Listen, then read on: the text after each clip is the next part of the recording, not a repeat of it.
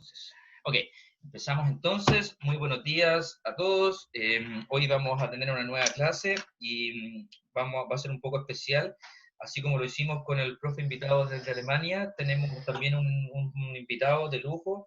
Él es Hugo Herrera. Él es químico farmacéutico. Él es tecnólogo médico de la Universidad de Valparaíso, en particular de la sección morfo, es decir, su especialidad son los tejidos. Por lo tanto, ¿qué mejor que él para poder interiorizarnos con el tema lo que respecta a tejido epitelial y tejido conjuntivo? Y bueno, yo no quiero tener más, perder más el tiempo del invitado, así que dejo con usted al señor Hugo Herrera. Que te vaya muy bien, Hugo. Yo voy a estar tras bambalina respondiendo el chat, haciendo eso, y tú das la instrucción. Así que yo ahora me voy a ir a negro también, ¿ok? Ok. Dale, que te vaya bien. Primero una pequeña prueba de audio. No sé si todos me escuchan bien. ¿Me escuchan bien? Por favor. Ya. Te estaba escuchando bien y de pronto te empezaste a quedar pegado. Sí, creo que ¿Seguro? la conexión sale que está mal. A O sea, ver, la ¿La red conexión es de muy lenta? internet. ahora te escuchaste bien. Cuando hicimos la prueba ayer te escuchabas bien, pero ahora te empezaste a escuchar mal. Comienza a hablar y vamos a ver. Ya, voy a tirar la diapositiva y ahí vamos a ir viendo si está fallando, cómo funciona el internet. Ahora te A está ver cómo lo escuchando hacemos. bien, así que vamos a ver qué pasa. Ya, ok.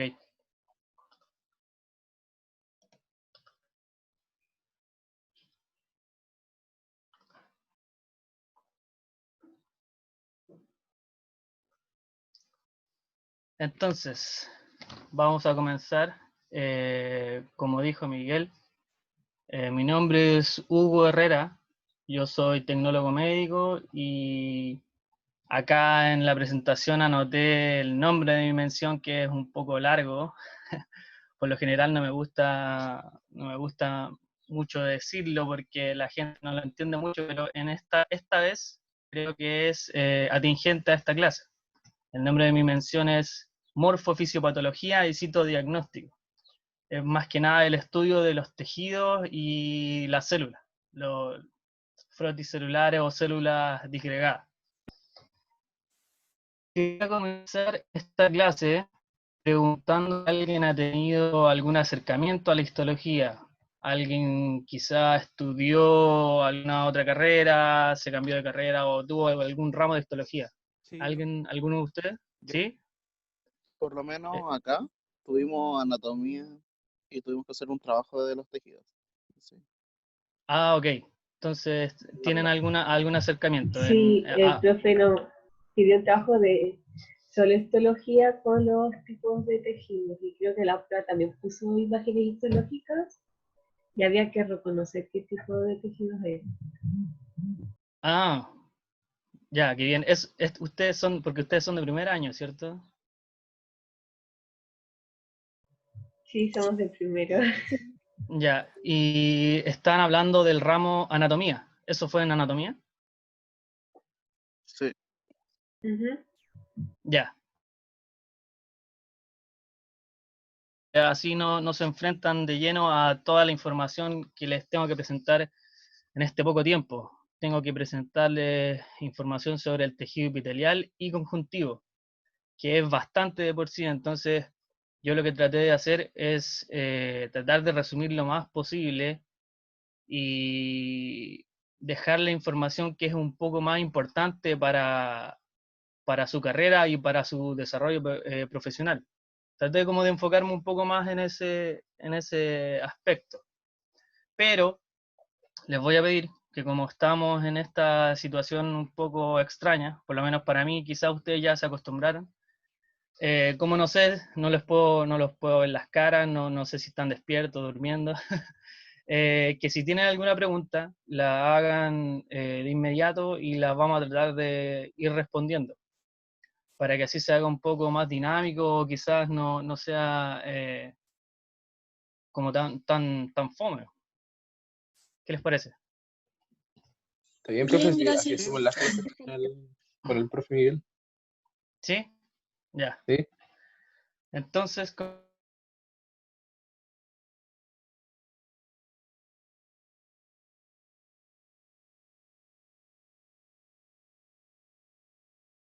comenzamos. Estos van a ser los hablarles un poco sobre la técnica histológica.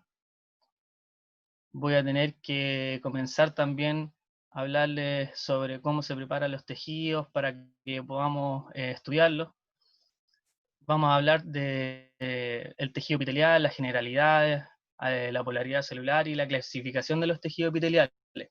Y en una segunda parte vamos a hablar ya de lleno del tejido conjuntivo.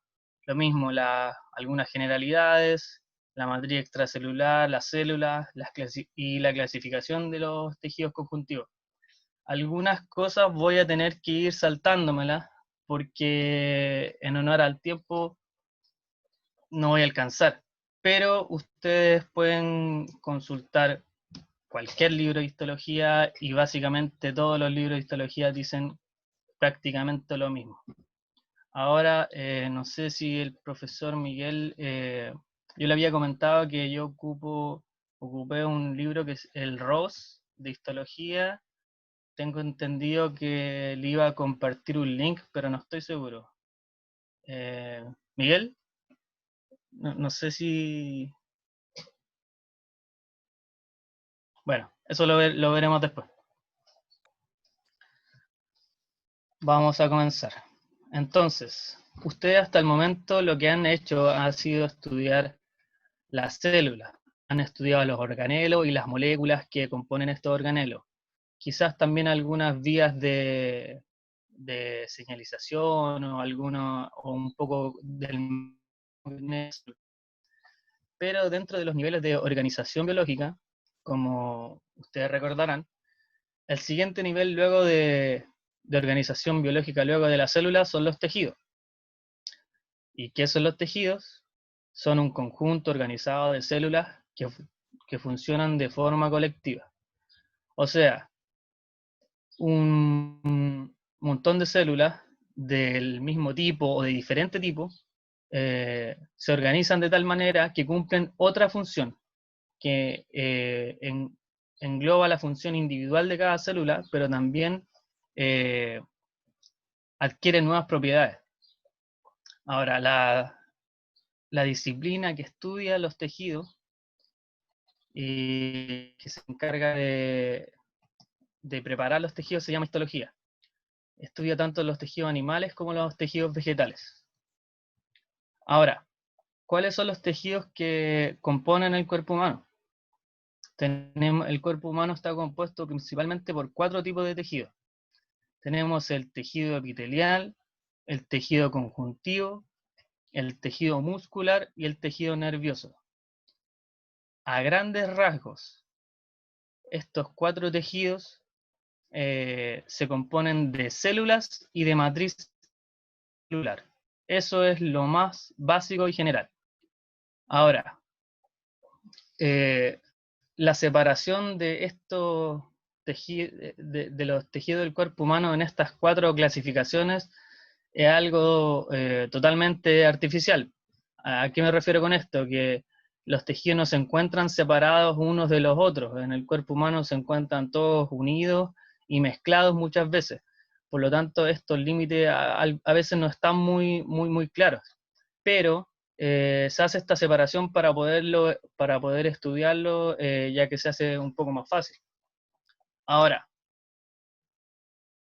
¿alguien se imagina o alguien tiene una idea? Bueno, quizás algunos ya tengan alguna idea de cómo se puede obtener una imagen microscópica a partir de un órgano. ¿Alguien tiene alguna idea? ¿Se lo imaginan? Haciendo un corte en el órgano. Claro, eso está muy bien. Primero tenemos que hacer un corte en el órgano. Pero ¿alguien tiene idea de cómo, por ejemplo, cuando Tiene que ser toman una un sección. trozo de...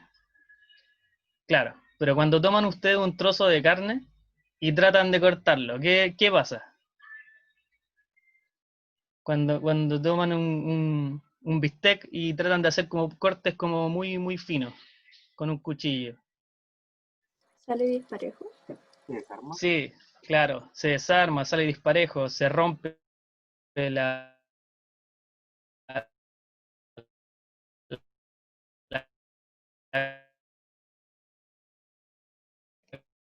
carne, Hugo, no es difícil. ¿Sí? ¿Sí, Miguel? es que te empezaste a quedar un poquito pegado. Repite un poquito de nuevo, porque de pronto, no muy seguido, pero te quedas un poquito pegado, lamentablemente. La conexión parece que no está muy buena. Pero dale, dale, sí continúa, pero te lo quería decir, ¿vale?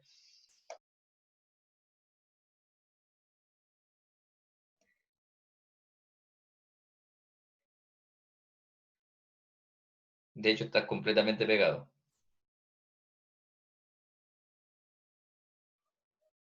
Hugo, ¿estás ahí? ¿Estás vivo? Sí, a veces pasa por la conexión. Sí. Sí, claramente Alarma. puede ser eso. Qué lástima. De hecho, se quedó muy, muy pegado.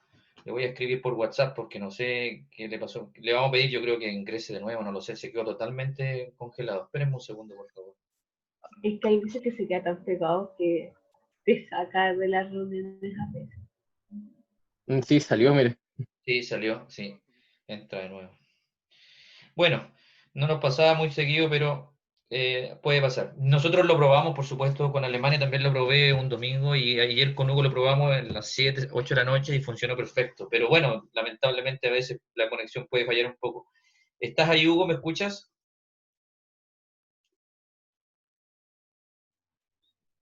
Creo que se salió. Ti- Sí, se No, tiene salió. Yo lo bloqueado veo muteado. tiene, Está muteado. Sí, tiene tiene, bloqueado tiene el bloqueado audio. el audio. Ahí va a Sí, entrar. estoy acá.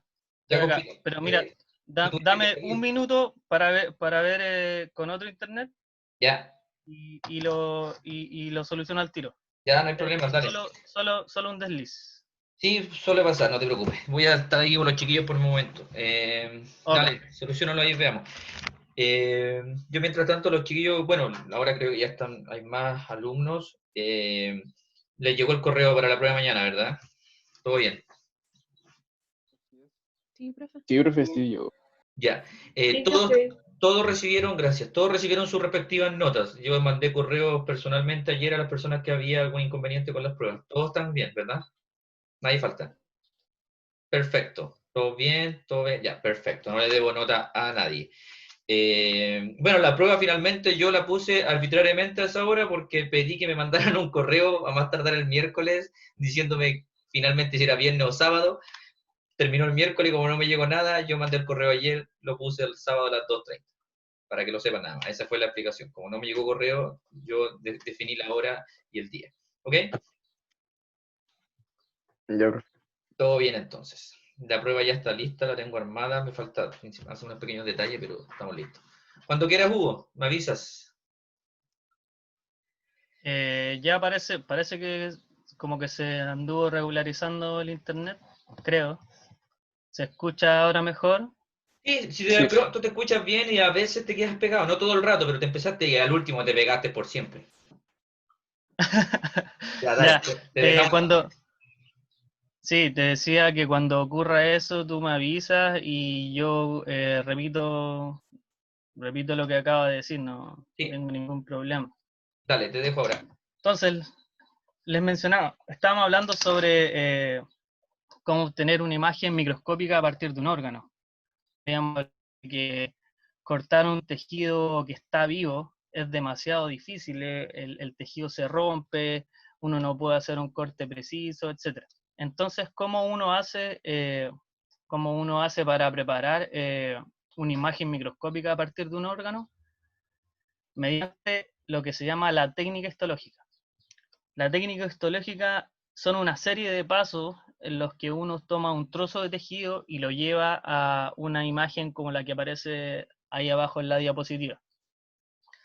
Estos pasos comprenden básicamente, y esto es de manera totalmente resumida, comprenden un paso de fijación, luego viene un paso de embebimiento e inclusión, la tensión y el montaje, y después uno lo observa en el microscopio. Ahora vamos a hablar un poco de cada uno de estos pasos, solo brevemente. ¿Qué es la fijación? En la fijación lo que uno trata de hacer es tomar el tejido y trata de detener los procesos de autólisis que tiene el tejido, ya que cuando un tejido se saca de un organismo, este automáticamente empieza a a secretar enzimas que producen que el tejido se vaya muriendo. Se producen señales en donde las células vecinas o las células que están un poco más alejadas reciben una señal que las hace entrar en un proceso de apoptosis o incluso a veces en un proceso de necrosis. Esto también está mediado por el hecho de que se les corta el riego sanguíneo a los tejidos. Entonces, ¿qué es lo que hacemos con la fijación? Lo que nosotros tratamos de hacer es detener estos procesos de autólisis. Eso es lo primero que tratamos de hacer. También con la fijación lo que tratamos de hacer es tratar de mantener la arquitectura del tejido lo más cercana a cuando se encontraba el tejido vivo. Porque podríamos, por ejemplo, un tipo de fijación, por si no lo saben, es fijación por calor. Cuando uno hace como un bistec como lo que está haciendo está fijando el tejido. Uno está denaturalizando las proteínas que están en el tejido. Pero este tipo de fijación no nos sirve mucho porque no mantiene la arquitectura del tejido cuando está vivo. Cuando uno cuece un bistec, lo que está haciendo está más que nada destruyendo todas las proteínas de las paredes celulares y también algunas proteínas citoplasmáticas. Por lo tanto, la fijación para la técnica histológica tiene que ser un poco diferente. La fijación también nos prepara el tejido para los procedimientos posteriores, ya que luego de la fijación vienen distintos pasos en donde el tejido va a ser sometido a altas temperaturas, a diferentes solventes, a diferentes compuestos, en los que un tejido vivo naturalmente no sobreviviría, pero cuando está fijado sí puede sobrevivir. Ahora, hay que tener claro que cuando hablo de fijación es como que nosotros estamos matando el tejido, pero en realidad no lo estamos matando, es como que lo detenemos todas las reacciones bioquímicas y fisiológicas que tenía el tejido las dejamos como en pausa. Y ya no se puede, el tejido no se descompone, pero tampoco está vivo, no realiza ninguna función. No sé si se logra entender lo que quiero decir. Para este fin existen distintos tipos de fijadores. Para la fijación en la técnica histológica se utilizan soluciones fijadoras. Principalmente el más conocido de todos es el formaldehído, o la formalina como es conocido. Es el fijador como más utilizado para el estudio de los tejidos, ya sea en investigación o también como en patología.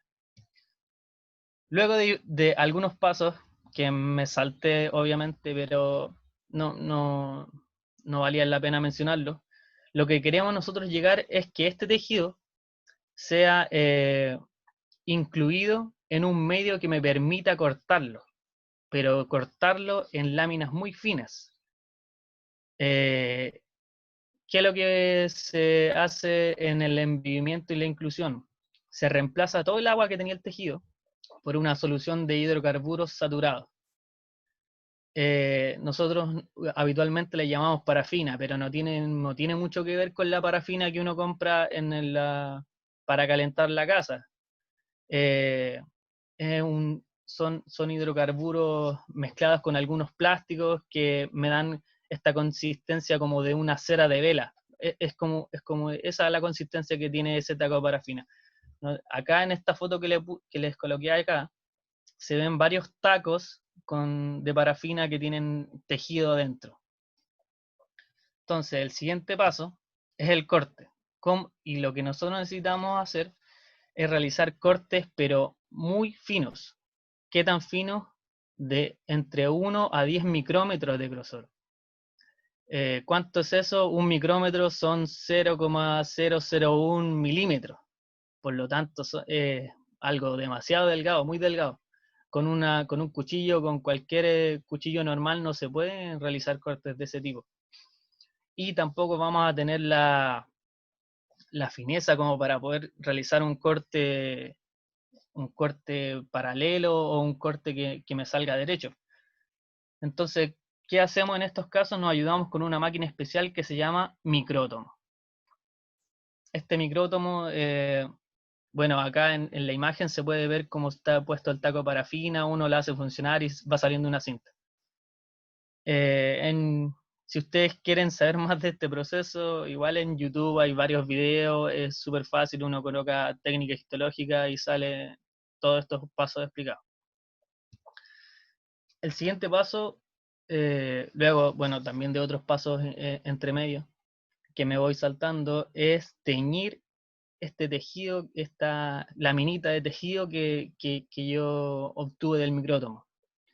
Por si no lo saben, las células y la matriz extracelular en la mayoría de los casos son incoloros. Lo que nosotros vemos como coloreado en el cuerpo humano, por lo general, son los órganos que tienen, lo que se colorea es la sangre que va dentro de los órganos, o en la piel son pigmentos específicos de algunas células, pero en general las células no tienen color. Entonces, nosotros para poder visualizarlas al microscopio necesitamos teñirlas de algún modo. Para esto se utilizan algunos colorantes específicos para visualizar diferentes componentes de la célula o también de la matriz extracelular. La tinción más utilizada en histología es la hematoxilina eosina, que se abrevia como HE.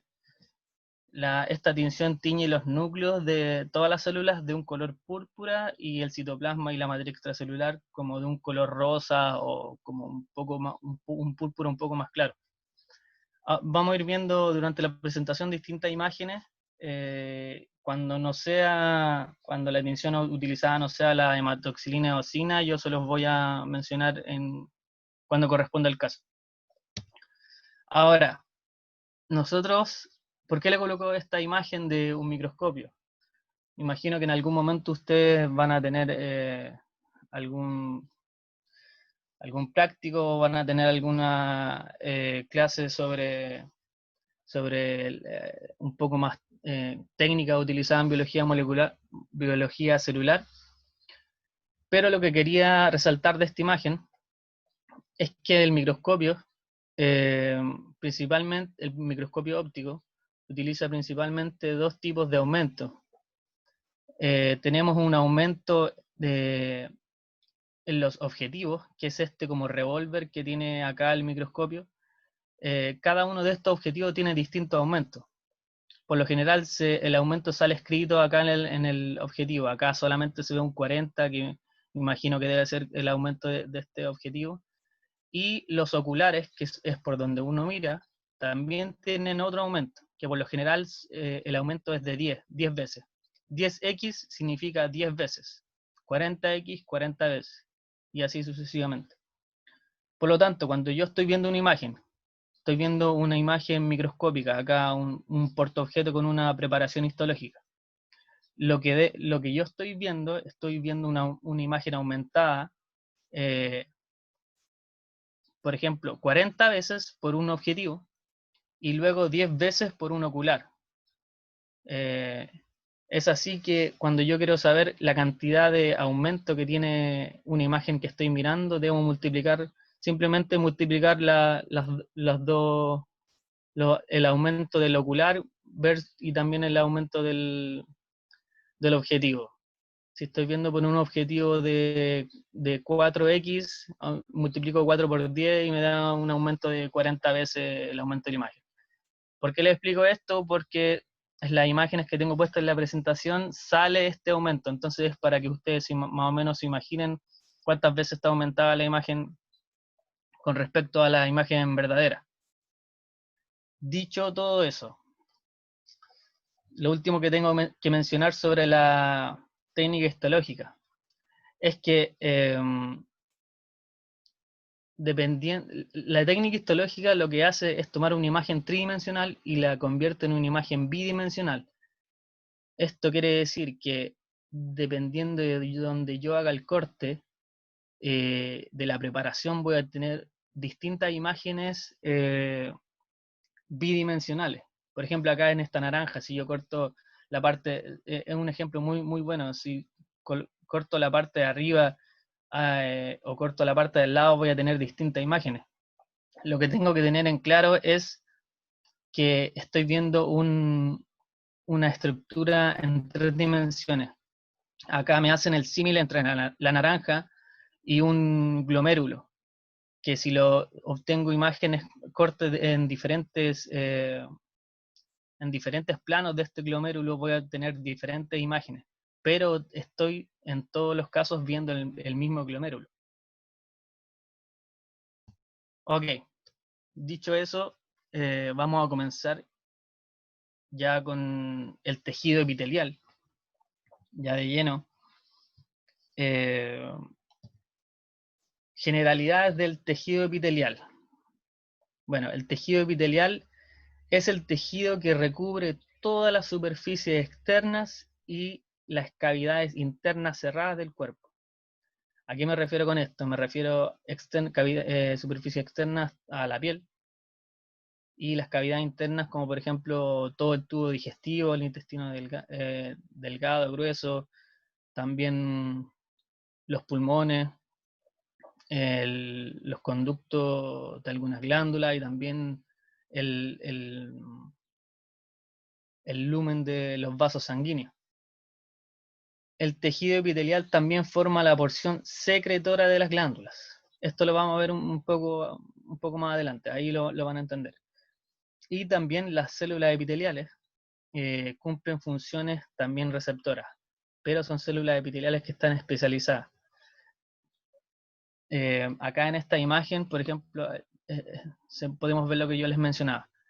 Está el nombre del órgano, en este caso es un corte de piel. Está la tinción, que es HE, hematoxilina eosina, y es una imagen aumentada 125S.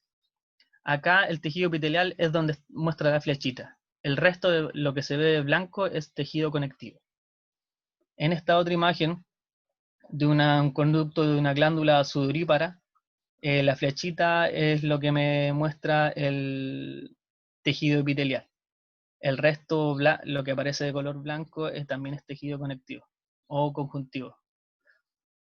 En el caso de los corpúsculos gustativos, las células que aparecen como de color blanco son células epiteliales especializadas que cumplen una función receptora. Ahora, ¿qué características tiene el tejido epitelial? Es un tejido avascular. Esto quiere decir que no posee vasos sanguíneos. Esto es importante, es una característica del tejido epitelial. No posee vasos sanguíneos. Y posee muy poca matriz extracelular. Algunos autores mencionan que no posee matriz extracelular, pero en realidad sí posee, pero muy poca. ¿Qué caracteriza al tejido epitelial? Está caracterizado por células que se encuentran organizadas, muy cerca una de la otra, muy juntas, pero se encuentran adheridas entre sí mediante uniones intercelulares especializadas. De esto también vamos a hablar un poco más adelante. Otra característica importante del tejido epitelial y que no poseen otros tejidos es que las células poseen una polaridad funcional y morfológica. Esto quiere decir que la parte basal de una célula epitelial no es igual a la parte apical de dicha célula.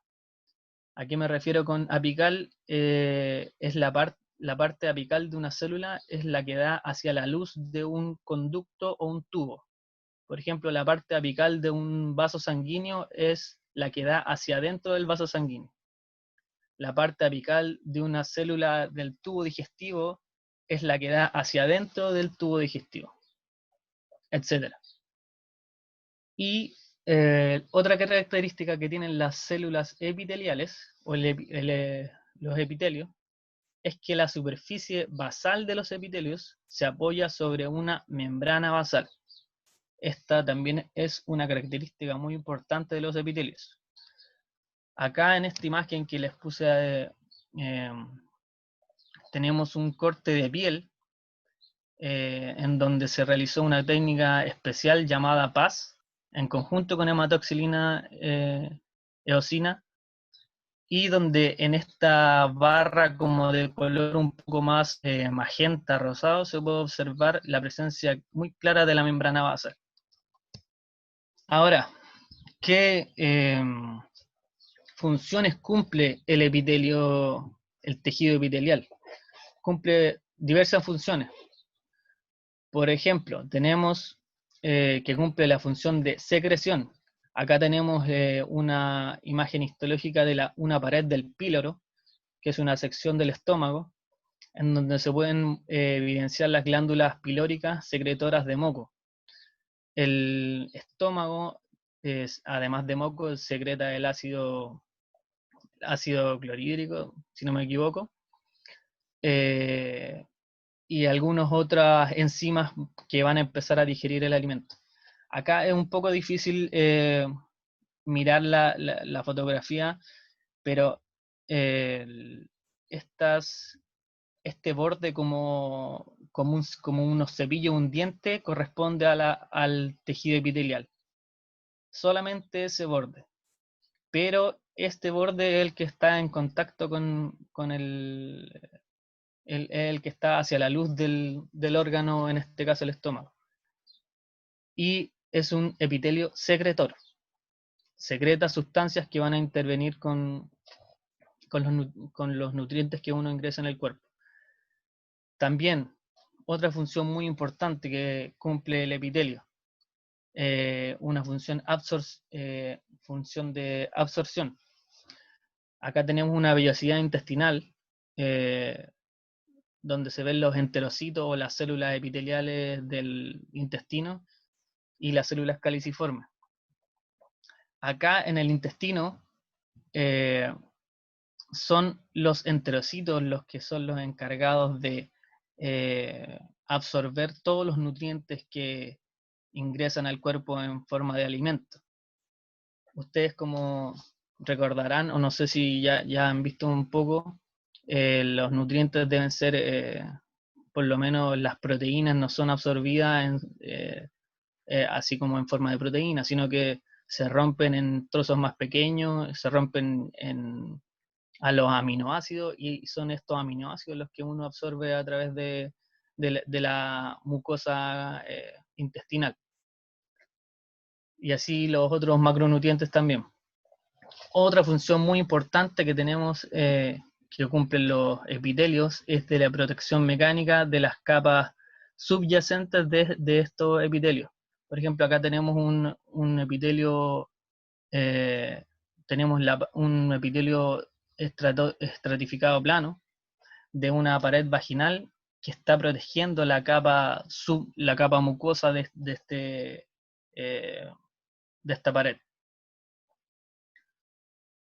Tenemos también una función receptora, como les mencionaba al principio. Acá tenemos un corpúsculo gustativo de lengua. Está adosado a un nervio. Acá abajo se puede observar.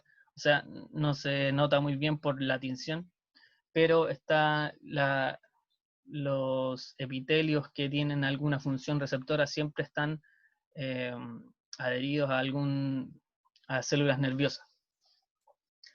Y también los epitelios cumplen una función de transporte o de intercambio de sustancias, como por ejemplo acá tenemos un corpúsculo renal, un glomérulo renal, en donde se hace el intercambio de algunos metabolitos, algunos iones y sales, luego en los túbulos contorneados distales, proximales, etcétera, etcétera. Ahora, lo que les mencionaba, que las células epiteliales poseen uniones especializadas que la unen a las células vecinas. Estas uniones especializadas son las que le proporcionan la forma que tiene el epitelio. Y, por lo tanto, las células epiteliales poseen tres regiones claramente diferenciadas. Una región apical, como les mencionaba, una región lateral y una región basal. Acá en este esquema, lo que se está mostrando al medio es como una célula cortada como por la mitad. Obviamente no está mostrando los organelos, el núcleo, nada, solamente es un esquema para mostrar la membrana, para mostrar la membrana que une una célula con la otra. Ahora, ¿qué encontramos en la región apical? Principalmente encontramos 3 tipos de especializaciones. Tenemos microvellosidades, las cuales principalmente sirven como para aumentar el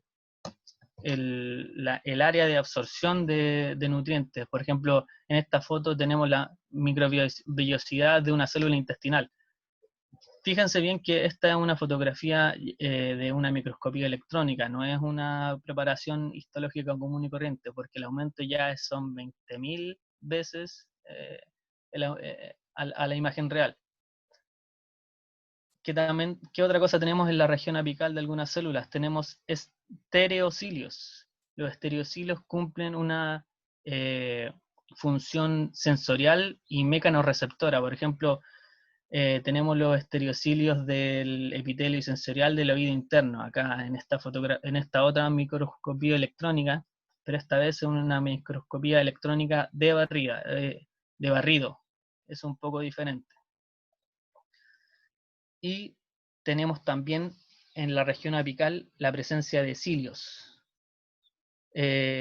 Acá sí tenemos una imagen histológica de un epitelio pseudoestratificado de tráquea. Estos cilios cumplen una función, por ejemplo, para movilizar el moco que se produce en las vías aéreas, o también para movilizar algunos microorganismos que hayan podido ingresar a las vías aéreas. Ahora, esto es una de las cosas más importantes que tienen los epitelios, la región lateral.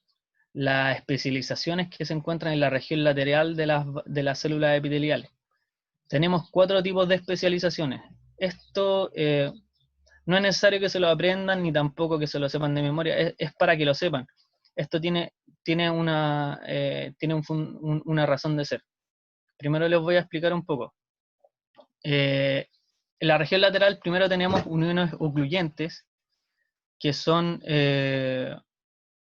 que forman la primera barrera que impide la difusión intercelular.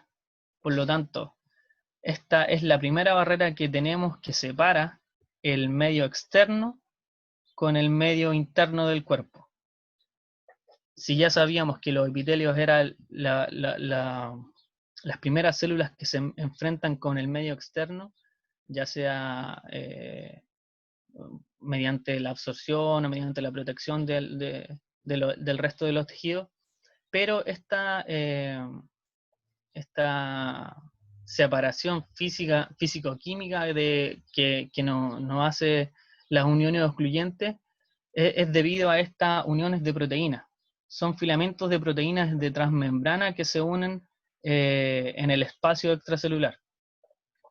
Podríamos pensarlo, por ejemplo, como, no sé si han visto en Estados Unidos que venden como las latas de bebida, no las venden en cajas de cartón, sino que las venden como con unos anillos como plástico alrededor. Las uniones ocluyentes serían como estos anillos plásticos que tienen estas latas, y las latas serían como las células epiteliales, en realidad. Esta unión ocluyente separa también la región apical de la lateral. ¿En qué sentido la separa? Separa los lípidos de membrana, las proteínas de membrana que se encuentran en la región apical no se mueven hacia la región lateral. Si tenemos algunos transportadores específicos, por ejemplo, de aminoácidos, si tenemos algunas bombas dependientes de ATP que se encuentran en la región apical, mediante las uniones ocluyentes, estas proteínas se van a mantener solamente en la región apical y no se van a mover a la región lateral. ¿Qué tenemos después? También tenemos uniones adherentes. Ahora, estas uniones adherentes también refuerzan a las uniones ocluyentes, pero lo que hacen son que unen los citoesqueletos de dos células adyacentes. Las uniones ocluyentes son proteínas que se unen por fuera de la membrana, pero las uniones adherentes unen además los citoesqueletos de dos células. Los desmosomas también unen los citoesqueletos de dos células adyacentes, pero lo hacen de forma más focalizada, unen algunos puntos en específicos, como se ve acá en el esquema. Y finalmente, en la región lateral encontramos las uniones comunicantes. Estas uniones comunicantes también son complejos proteicos y que también son conocidos como los conexones. Facilitan el paso de pequeñas moléculas como iones, aminoácidos, nucleótidos, metabolitos, etc. Ahora, me pareció como interesante mostrarles esta imagen, que es solo como para mostrarles dos técnicas muy diferentes y que pueden pesquisar dos cosas, información sobre las uniones ocluyentes y también sobre los conexones. Por ejemplo, acá, cuando no se tenía acceso a la microscopía electrónica, y solamente teníamos acceso a la histología, sí se tenía como un indicio de que existían algún tipo de unión en las células en la parte apical. Como se pueden ver acá en esta flechita, hay una pequeña tinción un poco más rosada, oscura acá en la parte apical de las células, pero los histólogos no sabían qué eran estas cosas, no se imaginaban. No sabían qué eran proteínas, cómo estaban formadas, etc. Y en esta imagen de acá abajo tenemos una imagen de un microscopio, el microscopio más potente que tenemos en la actualidad, que es un microscopio de fuerza atómica. Se puede ver la imagen de un conexón en una membrana plasmática. Como pueden ver, la imagen está aumentada más de 500.000 veces. Esto era como una especie de paréntesis solamente. Y finalmente tenemos la región basal. También tenemos adhesiones focales que son parecidos a los desmosomas, que unen también los filamentos de actina con el citoesqueleto de la membrana basal. Y tenemos los hemidesmosomas, que en realidad, fíjalo, también el citoesqueleto con la membrana basal. Ahora, la membrana basal es el sitio de adhesión de los epitelios, y también es una separación como muy clara entre el tejido epitelial y el tejido conjuntivo. Siempre que hay una membrana basal, a un lado va a haber un tejido epitelial y al otro lado va a existir un tejido conjuntivo. Esa es la regla. La membrana basal está compuesta por varios tipos de colágenos y también como proteínas como lamininas, también por glucoproteínas y protoglucanos, etc. En estas imágenes que tenemos acá al lado, les coloqué dos imágenes. En la de arriba es una tinción hematoxilina eosina común y corriente. En la de abajo es el mismo corte, pero con una tinción de paz.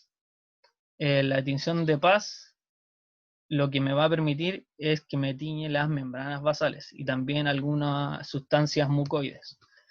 Se puede ver débilmente, pero se puede ver que alrededor de estas glándulas epiteliales hay una pequeña marca, una pequeña barra de color como magenta. Eso corresponde a la membrana basal. Y dentro de la célula encontramos como sustancias mucoides, que también son teñidas con este colorante. Ahora, pasando un poco a la clasificación del tejido epitelial. Tenemos que el tejido epitelial se clasifica en tejido epitelial de revestimiento y también en glándulas. El tejido epitelial de revestimiento se clasifica según la morfología de las capas y por el número de capas. Esta clasificación es básicamente una clasificación morfológica y no se evoca tanto a la funcionalidad. Pero también tenemos que tenemos una clasificación de tejidos especiales. De acuerdo a la morfología, los tejidos epiteliales se clasifican en planos o escamosos, en cilíndricos o cúbicos. Y de acuerdo al número de capas, si tiene una capa son simples y si tienen más de una capa son estratificados. Los tejidos epiteliales especiales, como el pseudoestratificado y el epitelio de transición, los voy a mencionar específicamente cuando aparezca. Y las glándulas, voy a hablar muy brevemente sobre las glándulas. Tenemos de dos tipos, básicamente la endocrina y la exocrina. Por lo tanto, por ejemplo, tenemos, empezando con el epitelio plano simple. Acá, a la derecha superior, tenemos la cápsula de Bowman. ¿Dónde está el epitelio plano simple? Acá, donde tengo la flechita del mouse puesta. Esos son los núcleos de las células epiteliales planas simples. Es solamente una capa de células epiteliales. Tienen que imaginárselas que son como una especie como de huevo frito. Acá, como está en un corte transversal, no podemos ver esa forma, pero esa es la forma que tiene.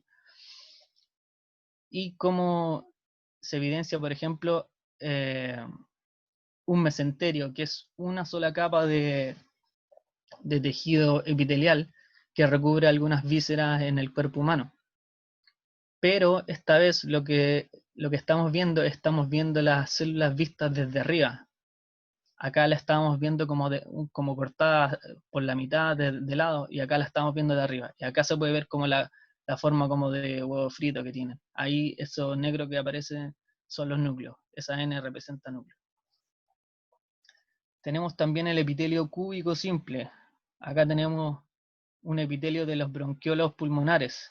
¿Por qué es cúbico? Porque su ancho y su alto son básicamente el mismo, por eso se le denomina como epitelio cúbico. Y también tenemos el epitelio acá abajo de unos conductos pancreáticos. Se puede ver claramente que tiene una especie de pseudo cúbico, no sé. Y el epitelio cilíndrico simple, ¿cómo se ve? La base es mucho menor que el alto del epitelio. Acá no se puede ver muy bien la delimitación entre el epitelio y el tejido conectivo, pero acá donde están todos estos donde están como estos puntitos morados, esos son los núcleos de las células epiteliales ciliadas, y bajo esos núcleos hay una membrana basal que en este caso no se ve, y acá tenemos tejido conectivo subyacente. Lo mismo en una mucosa de duodeno, el mismo borde de epitelio cilíndrico simple. Pasando al epitelio estratificado. Epitelio plano estratificado, tenemos un corte de vagina, acá se puede ver el tejido conectivo subyacente, acá una membrana basal invisible a la vista en este momento, y epitelio estratificado porque está compuesto por muchas capas de células planas o escamosas. Acá tenemos un corte de esófago, en donde también se puede visualizar una glándula. El corte de esófago es esto. Acá, esto blanco que está aquí es la luz del esófago, es por donde pasan los alimentos. Este es un tejido conectivo subyacente, y acá tenemos unos conductos de una glándula. No se ve muy bien aquí en la foto, pero es un epitelio estratificado cúbico, porque tiene dos capas de células. Acá a la izquierda tenemos una glándula sudorípara, en donde se pueden ver los conductos excretores de esta glándula, y tiene dos capas de células cúbicas, y por lo tanto se le denomina epitelio estratificado. Acá están los dos epitelios que les mencionaba que son especiales, el epitelio pseudoestratificado y el epitelio de transición. El epitelio de pseudoestratificado se encuentra principalmente en la tráquea, y se caracteriza porque pareciera que fuera un estratificado porque tiene más de 2 capas, pero en realidad tiene solamente una capa, solamente que los núcleos se encuentran en diferentes alturas del epitelio. Es un epitelio simple en donde todas las células están tocando la membrana basal, pero sus núcleos están en diferente altura, por eso se le denomina pseudoestratificado. Y el epitelio de transición, que se encuentra mayoritariamente en la vejiga, donde tenemos estas células en la superficie que son como abombadas. Estas son las llamadas umbrella cells o células en paraguas. La característica que tienen estas células es que son distensibles. Cuando la vejiga está llena de orina, estas células se aplanan, y cuando la vejiga está vacía, estas células vuelven como a su forma normal, así como umbrella, como paraguas. Acá un cuadro como resumen, si ustedes lo pueden utilizar para estudiar, lo pueden mirar ustedes con más calma en sus casas, de todo lo que les acabo de decir. Y brevemente vamos a hablar sobre las glándulas. Las glándulas se originan en las células epiteliales que penetran el tejido conjuntivo subyacente. Y esto es muy importante, las unidades secretoras junto con los conductos constituyen el parénquima de la glándula. Por lo tanto, las células epiteliales de una glándula constituyen el parénquima. Por otro lado, el estroma de una glándula corresponde a los elementos de tejido conjuntivo que invaden y dan soporte al parénquima. Tenemos principalmente 2 tipos de glándulas: las glándulas exocrinas, las que vierten sus productos de secreción hacia un epitelio de superficie, como por ejemplo tenemos las glándulas sudoríparas, las glándulas mamarias y las glándulas sebáceas. Y tenemos las glándulas endocrinas, que descargan sus secreciones directamente a los vasos sanguíneos y no tienen conductos hacia la superficie de los epitelios. Tenemos, por ejemplo, las glándulas suprarrenales, la hipófisis, la glándula tiroides, paratiroides, etc. En esta imagen histológica tenemos una fotografía de una glándula tiroides. Tenemos los folículos compuestos por una capa de células epiteliales que rodea un coloide. Acá en las flechitas que aparecen aquí están mostrando vasos sanguíneos. Y esto que está acá al medio de color rosa es el coloide, es lo que fabrican estas células epiteliales y secretan en estos espacios y que son liberados luego al torrente sanguíneo. Eso sería con el tejido epitelial. Ahora vamos a ver un poco la hora. Huguito. Miguel, ¿sí?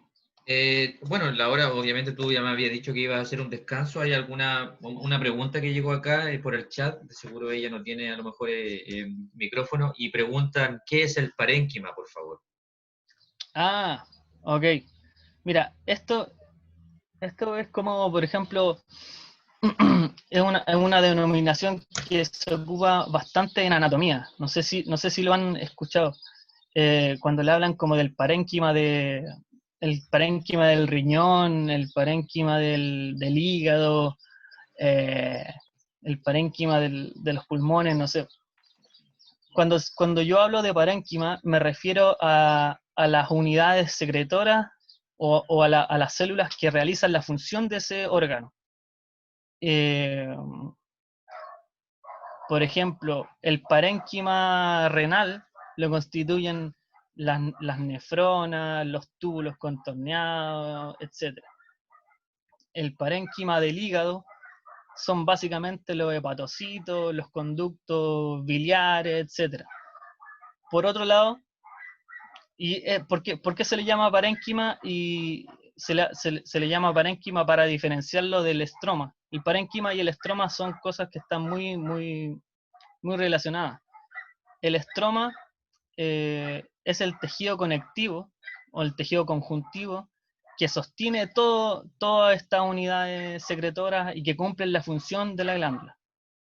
Básicamente, el parénquima es como la razón de ser de la glándula o del órgano. El parénquima son todas las unidades que cumplen la función que tiene que cumplir. El estroma es lo que sostiene toda la célula.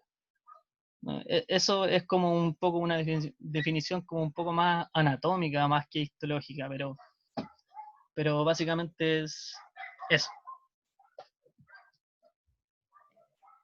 Ok, chicos, ¿tienen alguna otra consulta? Gracias, dice la señorita Antonia. ¿Tienen alguna otra consulta para Hugo?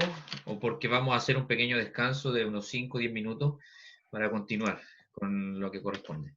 Así que me Claro, das... porque acá es hasta las 11:30, ¿cierto? Sí, hasta las 11:30, sí. Alguien pregunta, ¿es como lo de los tumores? Sí, como lo que hablábamos el otro día, bueno, estaba con Alemania cuando hablábamos del parénquima y del estroma, exactamente. Recuerden, por favor, que cuando un tumor parte creciendo, en algún momento puede invadir hacia el interior de un tejido, es decir, puede invadir, como bien dice Hugo, en un principio puede llegar incluso hacia el estroma, es decir, acaba más profunda. Entonces sí, sería algo parecido. Déjame ver Sí, si te pregunto. tiene totalmente que ver con eso. Es exactamente lo mismo que decías tú. Perfecto. Es- Cuéntame. no, hacemos un break como de Sí, unos 5 o 10 minutos. No, yo yo tengo diría unos una, 5 minutos. Yo tengo una pequeña pregunta porque a mí me parece importante aclarar algo que es sumamente importante en la técnica histológica. ¿Qué diferencia hay, Hugo, entre la apoptosis y la necrosis? Ah, ya. Es que mira, yo igual como que estoy como un poco complicado porque no sé qué cosas han pasado y qué cosas no han pasado, entonces pensé que ya lo habían visto. La apoptosis es una muerte celular programada y la necrosis es una muerte que se provoca con inflamación. Básicamente lo que ocurre es que en la apoptosis la célula empieza con diferentes mecanismos internos a degradar sus organelos y a básicamente lo que hace es que la célula se muere pero de una forma ordenada sin causar como inflamación en el tejido. En cambio, con una necrosis lo que se hace es se rompe la membrana celular de manera como abrupta y se liberan diferentes moléculas y citocinas que provocan la muerte celular de células vecinas. Esa es como la gran diferencia entre apoptosis y necrosis. Ahora, molecularmente hay otras diferencias, pero a nivel de tejido, la apoptosis es una muerte celular ordenada, la necrosis es una muerte celular muy desordenada y destructiva. Gracias, Hugo. Ese principalmente no nos interesa por ahora irnos a la parte más molecular porque no estamos en molecular, pero en base a lo mismo hay otro alumno que pregunta, dice, ¿la necrosis no provocaba un color negro en el tejido afectado? Paréntesis, como la picadura de una araña. Exactamente, claro. Ese color negro tiene que ver con,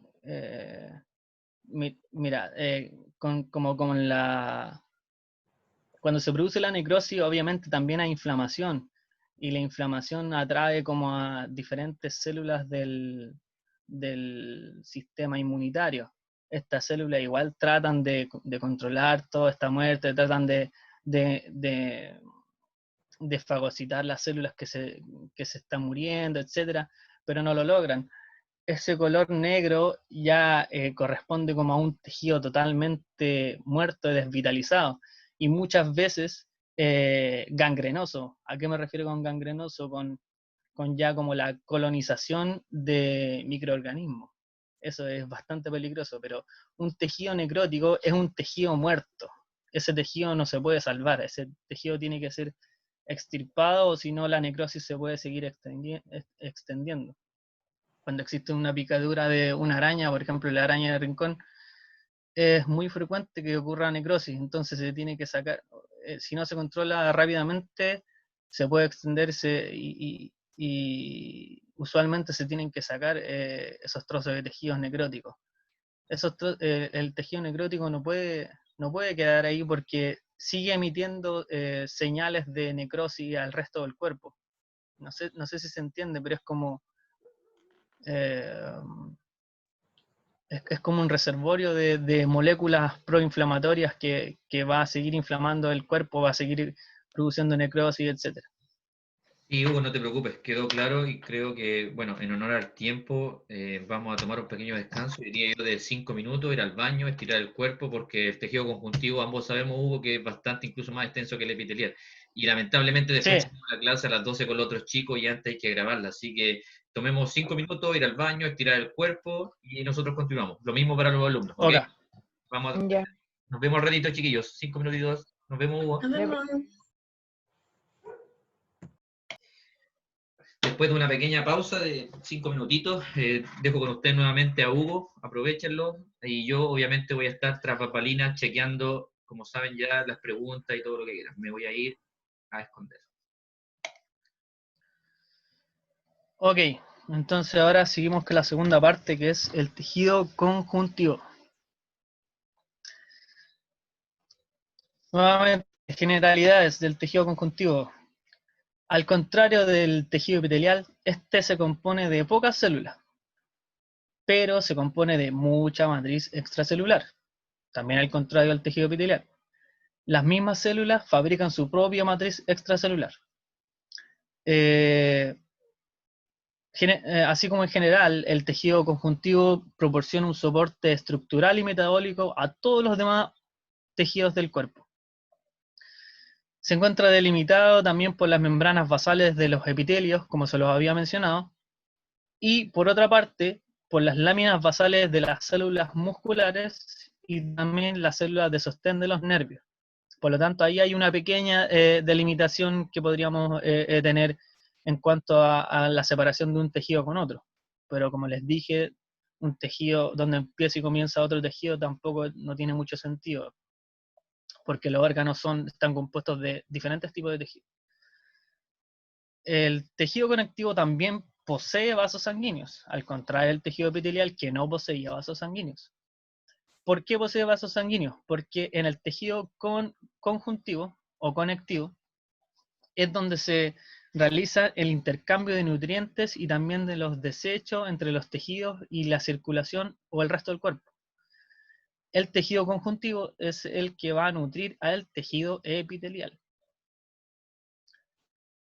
La función que cumple el tejido conjuntivo se encuentra estrechamente relacionada con el tipo de célula del tejido conjuntivo y la matriz extracelular que va a sintetizar. Esto un poco más adelante en la presentación lo van a entender mejor.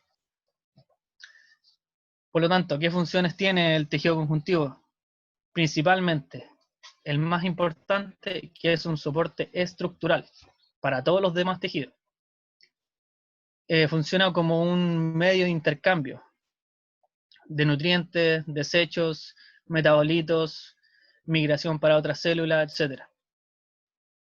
También funciona como un sitio de depósito de grasa. El depósito de grasa es una manera de almacenar energía.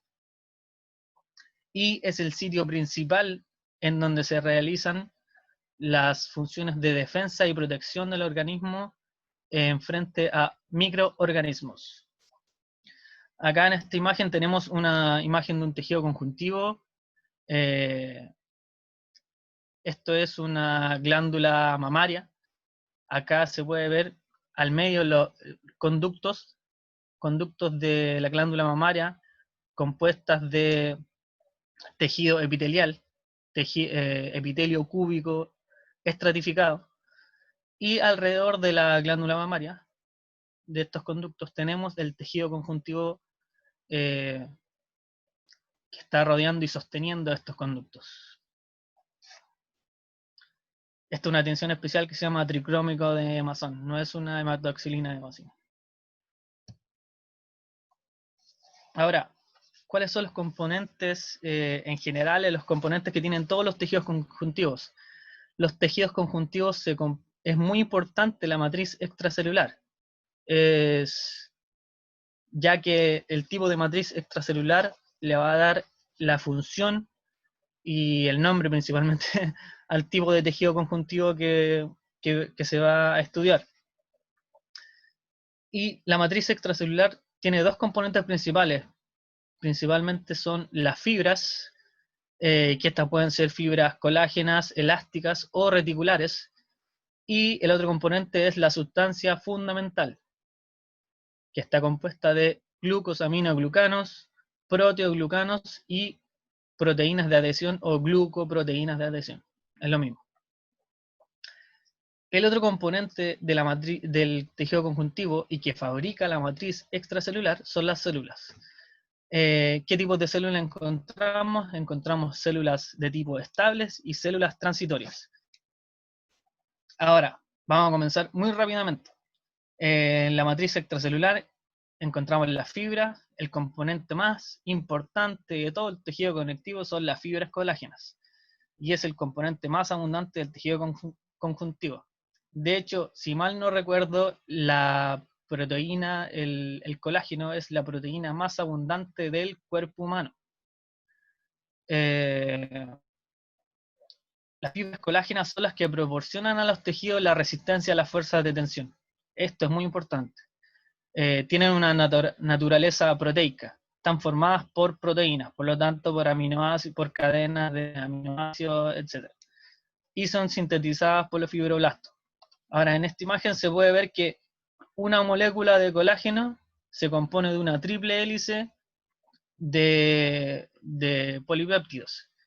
Estas moléculas de colágeno luego se ensamblan de diferente manera o con otros colágenos también y forman las fibrillas de colágeno, que aún así son muy pequeñas. Se puede ver acá que una fibrilla de colágeno entre 15 y 300 nanómetros. Eso es pequeñísimo. Es importante destacar que se han categorizado hasta el momento, lo que leí era 29 tipos diferentes de colágeno, que cumplen diferentes funciones. Otras fibras que tenemos en el tejido, en la matriz extracelular del tejido conjuntivo. Fibras reticulares es un tipo especial de colágeno, el colágeno tipo 3. Estas fibras no se agrupan como en haces gruesos, sino que forman mallas. Las fibras reticulares aparecen principalmente cuando un tejido es dañado. Cuando un tejido es dañado se forma un armazón como de sostén, como una especie como de andamiaje, en donde van a migrar células, se va a hacer como una especie de molde provisional del tejido. Luego las fibras reticulares son reemplazadas por las fibras colágenas que les acabo de mencionar. Y también tenemos fibra elástica. Obviamente, como su nombre lo menciona, son las que proporcionan la elasticidad a los tejidos. Y están formadas principalmente por la elastina y la fibrilina. La propiedad elástica se relaciona con el esqueleto polipeptídico de la proteína que causa un enrollamiento aleatorio. Acá en estas imágenes que tenemos arriba, tengo una imagen de un ganglio linfático, se pueden ver las fibras reticulares. Esta no es una tinción de hematoxilina eosina, es una técnica especial, una impregnación argéntica en donde se hace precipitar algunos iones de plata que tienen especial afinidad por las fibras reticulares. Se pueden ver las fibras reticulares, esos puntitos son los linfocitos dentro del ganglio.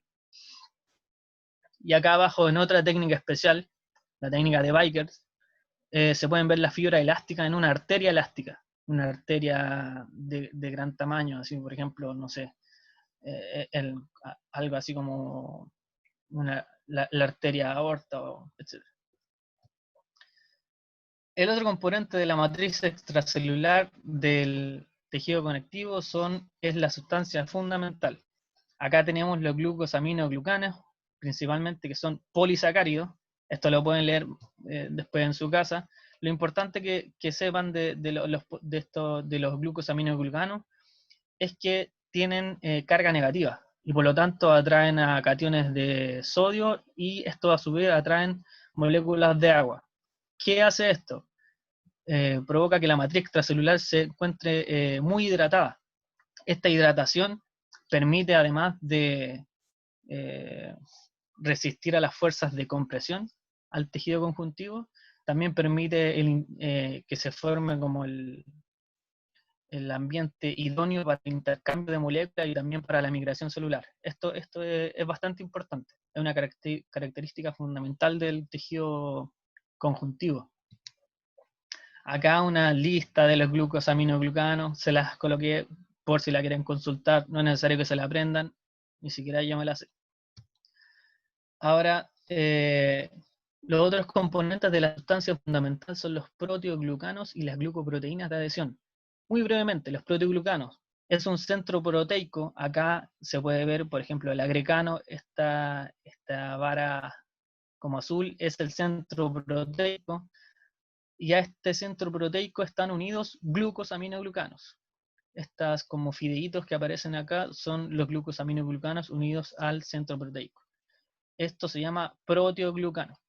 Y existen diferentes tipos, por ejemplo, el agrecano, el versicano, decorina, sindicano, etc.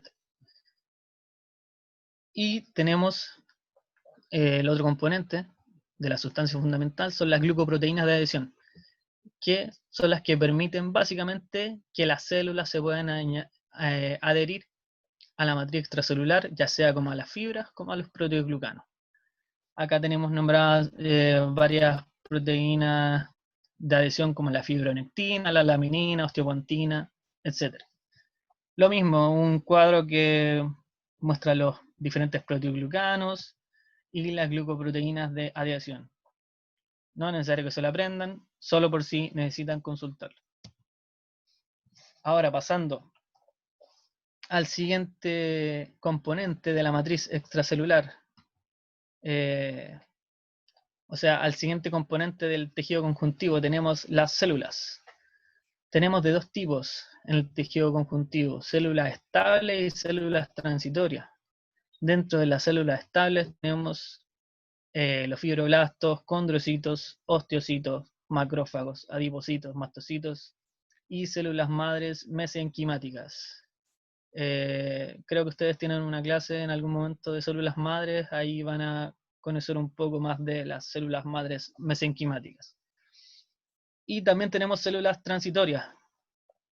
¿A qué se refiere con transitorias? Que vienen desde otros tejidos, invaden el tejido conectivo, realizan su función, se van, se mueren, o alguna otra acción. ¿Qué células transitorias tenemos? Tenemos linfocitos, células plasmáticas, neutrófilos, eosinófilos, basófilos, monocitos, etc. En esta imagen, un corte de una hematoxilina eosina, una tinción de hematoxilina eosina, tenemos a los macrófagos, acá con la letra M, se pueden reconocer por este núcleo como en forma como de riñón, y tenemos a unos neutrófilos. Se los puede reconocer por esta, acá con la letra N, por este núcleo como de diferentes formas. Y acá al medio tenemos un vaso sanguíneo. Por lo tanto, estas son células epiteliales. Tenemos un endotelio acá.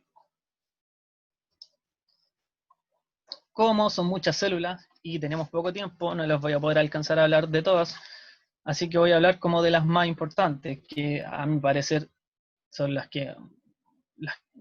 más importantes. Tenemos principalmente el fibroblasto.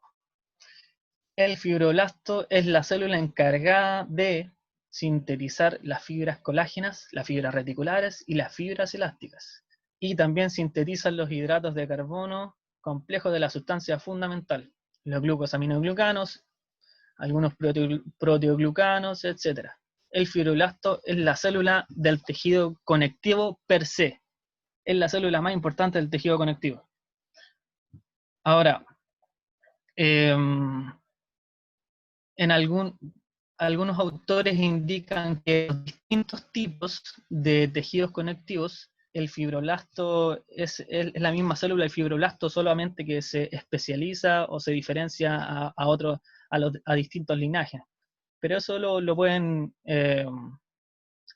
discutir un poco en su clase de células madre. Acá tenemos una microscopía electrónica de un fibroblasto. Esta me pareció una fotografía bastante interesante porque se puede ver acá el fibroblasto como de color como más oscuro acá. Acá hay otro fibroblasto, su núcleo acá arriba, y estos puntitos son fibras colágenas, pero cortadas de manera transversal. No sé si se entiende, es como que tomé el paquete de fideo y lo partí por la mitad. Estoy viendo como las fibras colágenas así. Así se ven con una microscopía electrónica. Y en esta otra imagen histológica tenemos los fibroblastos durante una reparación de una herida. Se ve gran cantidad acá tenemos los fibroblastos con la letra F fibroblastos. Las demás células, algunas deben ser neutrófilos o algunas células del sistema inmunitario, que en estas imágenes no se puede evidenciar. Pero lo importante de esta imagen es que el citoplasma del fibroblasto se ve un poco más eosinófilo y más evidente, que esto indica que está sintetizando proteínas. El citoplasma de ese color significa como una síntesis de proteína un poco más elevada. A nivel histológico, acá no tenemos ningún tipo de prueba cuantitativa para saber si realmente está sintetizando algo esa célula.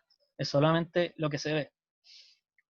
Ahora, ¿por qué le puse esta imagen?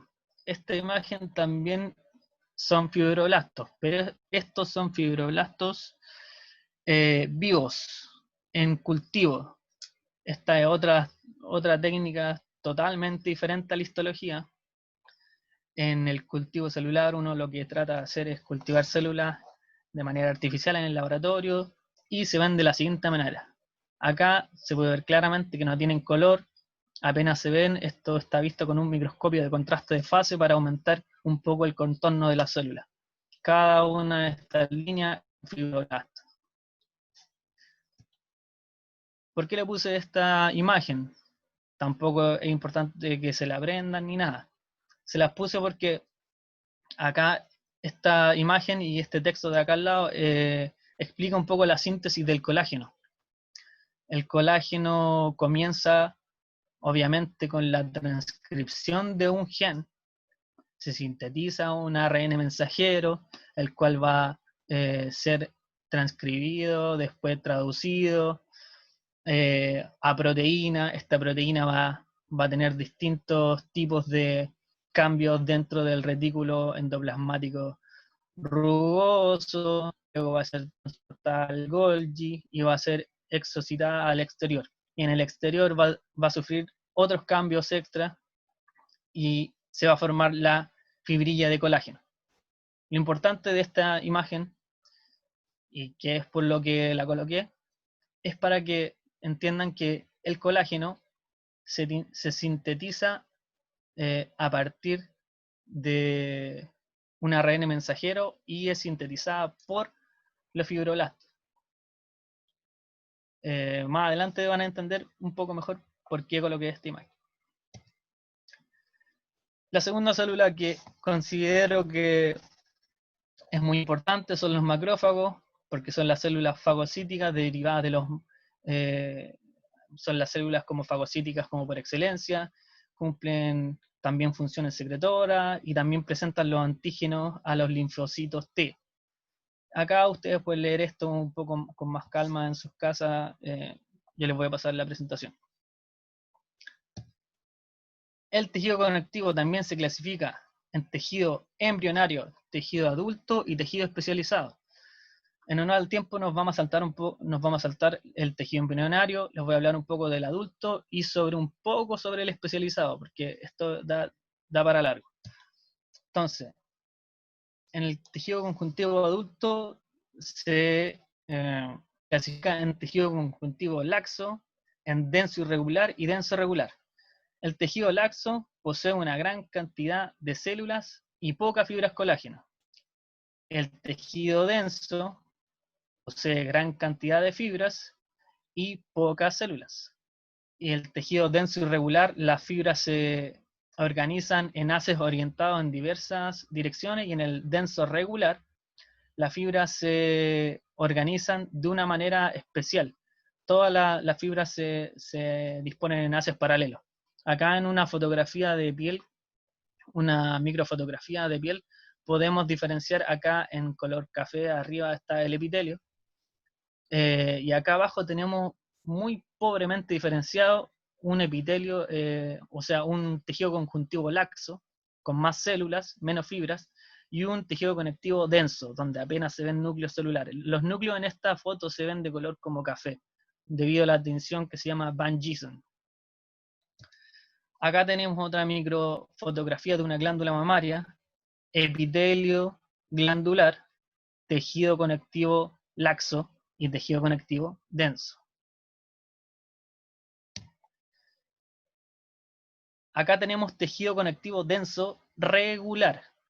En un corte de tendón, un corte longitudinal, se pueden ver los haces colágeno y los núcleos de los fibroblastos están todos alineados de cierta manera regular. Acá el mismo tendón, pero un corte transversal, cortado como desde arriba, se pueden ver los pequeños núcleos de los fibroblastos. Acá el tejido, recordar que el tejido conectivo está organizado de manera regular en los tendones.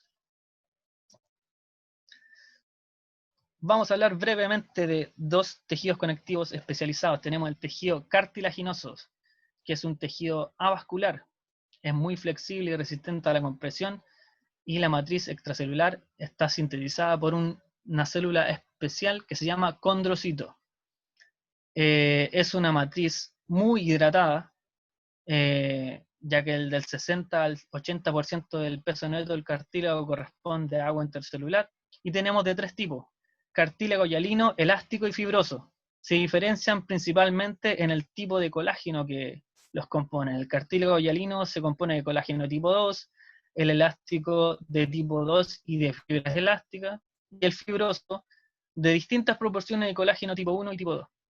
Acá en esta imagen tenemos una foto de cartílago hialino, de tráquea, donde de arriba hacia abajo se puede observar un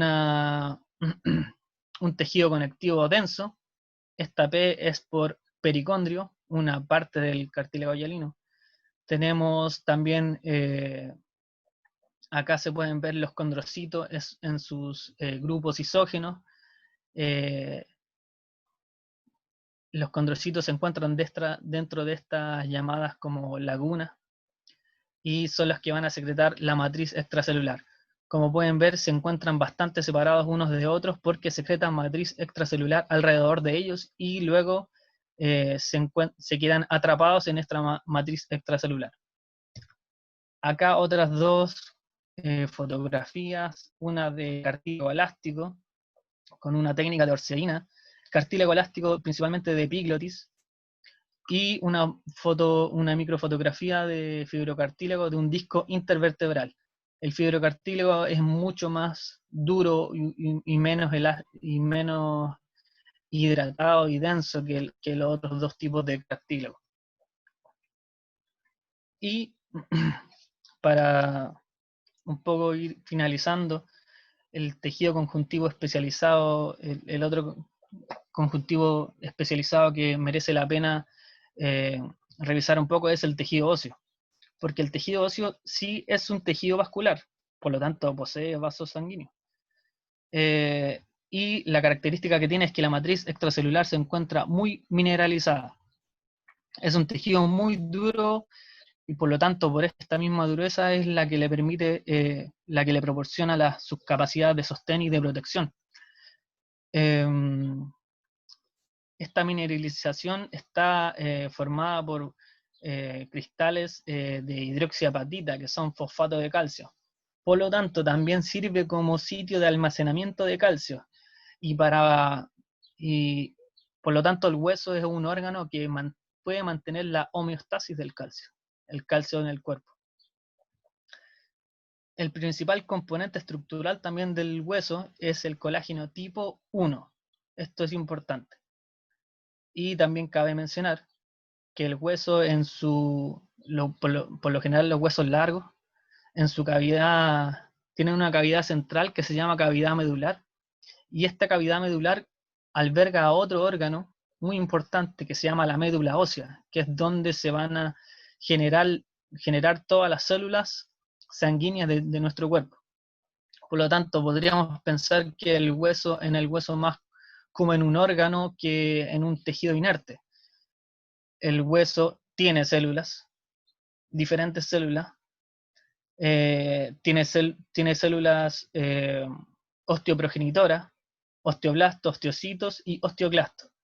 Acá las osteoprogenitoras se van a transformar en osteoblastos, luego los osteoblastos que secretan la matriz y también se quedan atrapados en ella, se convierten en osteocitos. Y los osteoclastos, a diferencia, lo que hacen es que van a resorber hueso. Esto quiere decir que van a degradar hueso y los cristales de hidroxiapatita para poder liberar este calcio. Tenemos entonces por una parte los osteoblastos que generan hueso y por otra parte los osteoclastos que resorben hueso.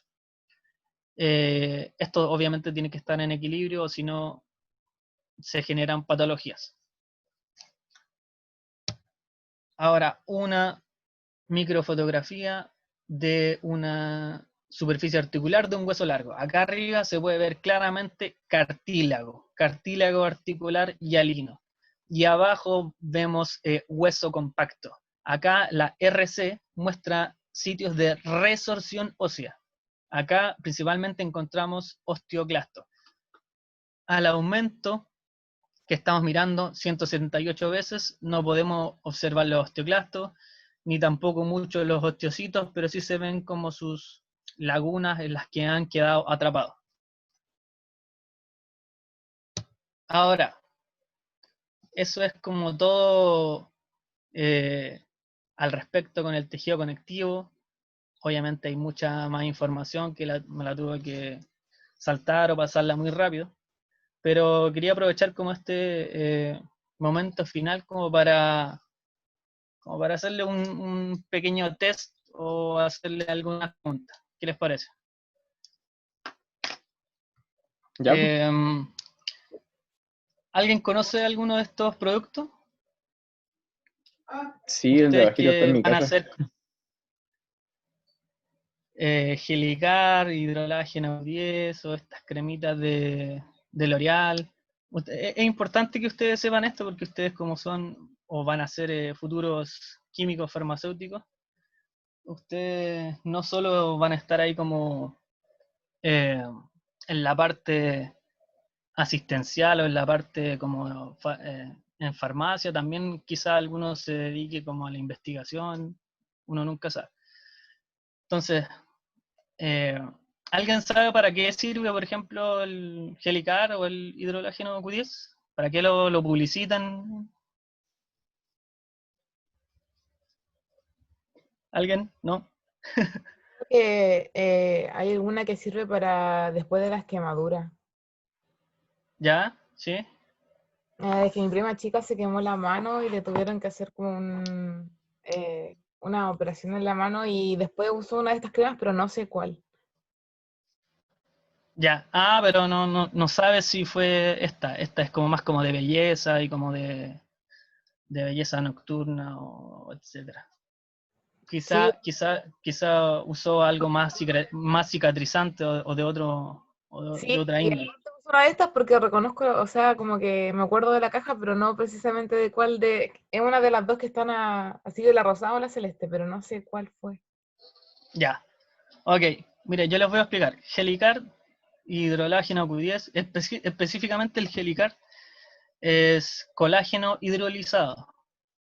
¿Qué quiere decir esto? El colágeno como que colágeno animal, fue sometido a diferentes procesos, a temperatura o a ácidos, en donde la estructura de la triple hélice se rompió y quedó como en forma de péptido. Eso es el colágeno hidrolizado. Y lo publicitan como que es muy bueno para las enfermedades como articulares, como por ejemplo la artrosis o enfermedades de ese estilo, donde el cartílago es el que está como un poco dañado. Ahora, yo les pregunto, y por ejemplo estas cremas que tienen acá, dice que es una crema que tiene colágeno, que sirve es una anti-age o una crema que aplana las arrugas o que le da firmeza a la piel, etc. Yo les pregunto, y de acuerdo a la información que les he entregado ahora, deberían ser capaces un poco de contestar. ¿Sirven estas cremas, estos suplementos? ¿Qué piensan ustedes? Digan lo que se imaginan nomás. Esto se aplica a la piel, ¿no es cierto? Claro, la crema a la piel y lo otro se toma, se hace como un juguito, es como un sobre, se hace un jugo y se ingiere. Por lo tanto, una está en el epitelio externo, se aplica en la piel, y la otra sería absorbido por el intestino delgado. Yo supongo que sí funciona porque está entregando ¿cómo se llama? Un péptido para la creación quizás de la... Pero las que son cremas quizás lleguen como de forma menos eficaz porque igual como es colágeno y el colágeno es parte del sustento de, por ejemplo, en el primero los huesos igual, no es como tan fácil acceder en esa zona, creo yo. Sí, están bastante cerca ustedes, pero por ejemplo, vámonos al caso del Helicard o el hidroalágeno Q10. Yo lo que voy a estar ahí como tomando son a lo sumo péptidos, porque yo diría que no sé si existen transportadores de membrana de péptidos, deben existir solamente de aminoácidos. No sé si Miguel tiene algo que aportar me puede sacar un poco de esa duda. Sí, mira, yo hasta donde yo entiendo no. De hecho, uno de los premios Nobel que se ganó precisamente lo que hacían ellos es utilizar un virus, que con ese virus te inyectaban un péptido, que Nakasama, si no me equivoco, fue uno de los Nobel que se ganó en cuanto a los péptidos. Esto lo que quería hacer era cambiar una célula normal, por así decirlo, inyectaba un péptido y la podía transformar en una célula madre. Pero no hay transportadores, por eso tenía que usar un virus, que el virus después te inyectara el péptido. Así que, frente a tu duda, no hay transportadores. Claro, entonces, como no hay transportadores de péptidos en la membrana plasmática del intestino delgado, estos se absorben, como lo dije, en forma de aminoácidos. Por lo tanto, yo lo que voy a estar absorbiendo ahí son solo los aminoácidos de este colágeno hidrolizado. Estos aminoácidos van a circular por todo el cuerpo y van a ser utilizados por cualquier célula en cualquier parte del cuerpo para fabricar cualquier proteína en base a un código genético. Recuerden que el colágeno es sintetizado por los fibroblastos a partir de un ARN mensajero que luego es traducido a proteína. Por lo tanto, que yo esté comiendo colágeno no me va a producir colágeno, específicamente. O sea que sería prácticamente como comer cualquier proteína. Exactamente. Yo podría Pero estar esto quizás sea más comiendo... rápido, ¿no? La digestión de esto quizás es más rápido y por eso lo... Sí, también, sí, es posible, es bastante posible eso. Y eso lo tienen que ver ustedes como químicos farmacéuticos. Yo no manejo ese tipo de conocimiento, pero... y estas son dudas que ustedes se tienen que plantear, porque la vía de absorción del colágeno es la misma vía de de absorción de cualquier otro nutriente en el intestino. Entonces, se van a ir... los componentes grandes se convierten en componentes pequeños, en este caso los aminoácidos, pero estos aminoácidos no retienen ningún tipo de memoria, podríamos decirlo así, para formar colágeno nuevamente, luego que ya atravesaron el epitelio, ¿entiendes? Y ingresaron a la circulación.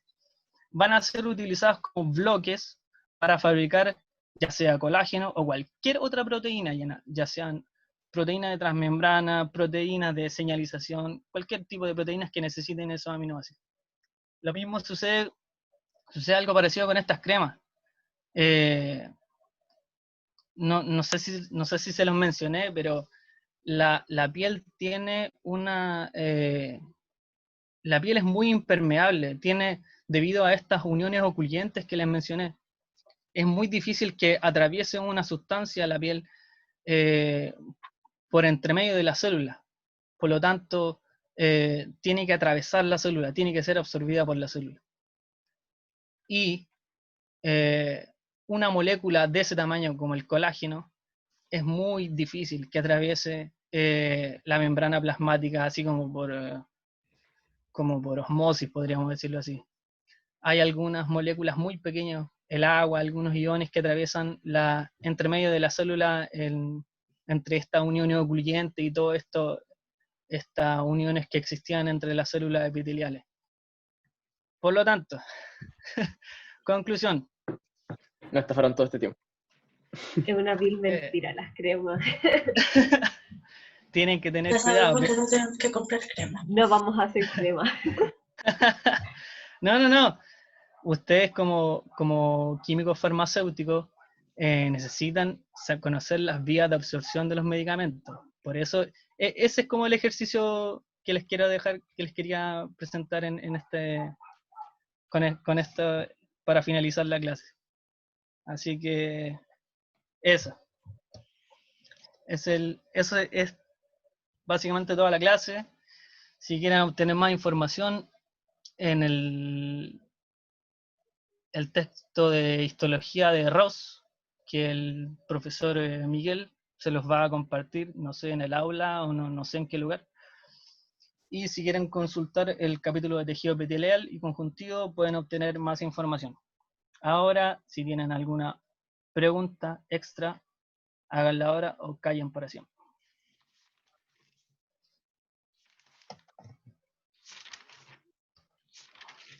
Yo tenía una duda con respecto a la apostosis y la necrosis que me quedó al final de la clase, o sea, del bloque anterior.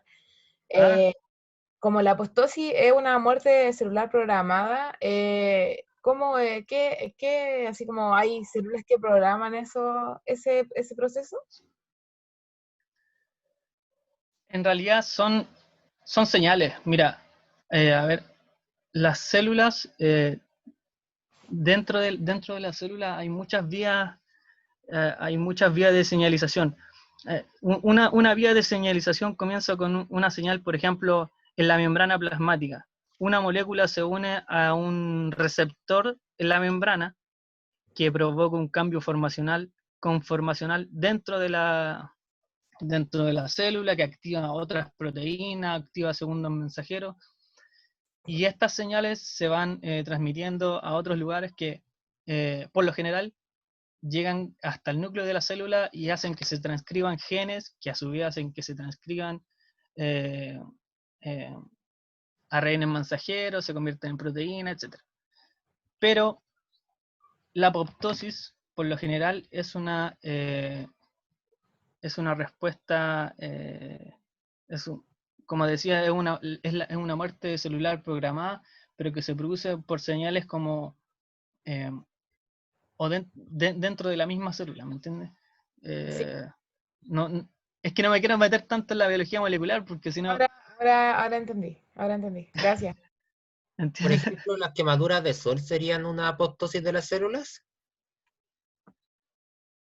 Las quemaduras de sol, yo creo que, mira, va a depender del grado de quemadura, porque hay un punto en que tus células como que están expuestas a un estímulo, a una lesión, a un estímulo lesivo. Y hay un punto de adaptación en que la célula se puede contrarrestar estos estímulos lesivos. Pero cuando pasa a ese punto, o la célula puede entrar en en apoptosis, o también puede entrar en necrosis. Eso va a depender de lo fuerte que sea este estímulo lesivo, ¿me entiendes? Entonces, si es una quemadura muy fuerte, se va a producir necrosis, definitivamente. Pero si es una quemadura superficial, como eso, cuando uno se despelleja, bueno, yo creo que estaba pensando en eso, ¿no? Sí, podríamos había decir que es como se puede decir que es como necrosis, como apoptosis, porque las células se mueren de manera ordenada, organizada. que había leído que en una quemadura de sol, por ejemplo, cuando uno se despelleja, generalmente las células las células que se dañan lo hacen para evitar la generación de algún cáncer. Sí, yo también había escuchado eso, que el mismo cuerpo hace la quemadura para que no se acumulen esos genes cancerígenos y no tener cáncer a la piel. Claro, es que por eso la apoptosis es una muerte celular programada, pero que puede ocurrir por diferentes motivos, ya sea por un estímulo lesivo externo como por un interno. Y un estímulo lesivo interno es un daño en el material genético, que es básicamente, imagino que lo vieron en su clase de cáncer, que el cáncer es una enfermedad genética, ¿no? La mayoría de los cánceres se produce por falla en los genes, en los oncogenes o en los genes supresores de tumores. Entonces, si hay un gen que está mutado y la célula se da cuenta, va a apoptosis y elimina la célula. ¿Se entiende? Sí, entonces si no logra eliminarla, se produce el cáncer. Exacto. Sí, básicamente es eso.